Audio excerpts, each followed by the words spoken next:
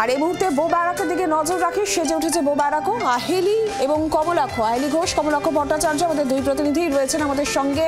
আহেলিকে দেখতে পাচ্ছি। আহেলি, খুব সুন্দর লাগছে ক্রিসমাস ইভে বো ব্যারাকের এই ছবি। একটু বিস্তারিতভাবে তোমার কাছ থেকে আবহটা জানবো।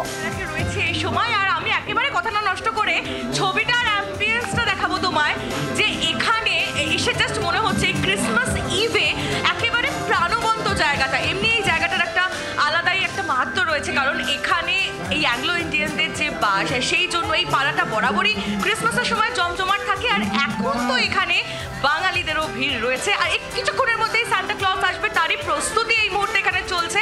একেবারে সবাইকে সরিয়ে দেওয়া হচ্ছে, বাচ্চাদেরকে সামনে রাখা হচ্ছে, যাতে সান্টা এলে তারা সান্টার সঙ্গে একেবারে সামনে থেকে দেখা করতে পারে। আর সেই জন্য এখানে একটা আলাদাই এক্সাইটমেন্ট এই মুহূর্তে রয়েছে নীলাঞ্জনা। সেই ছবিটাই তোমার সামনে তুলে ধরছি।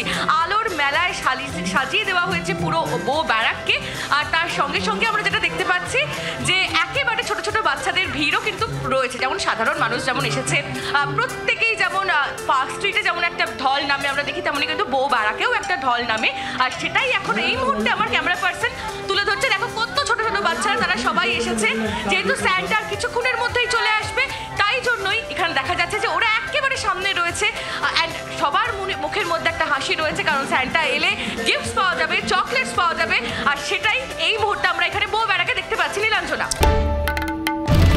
বাংলার আওয়াজ, বাঙালির আবেগ, জি 24 ঘন্টা।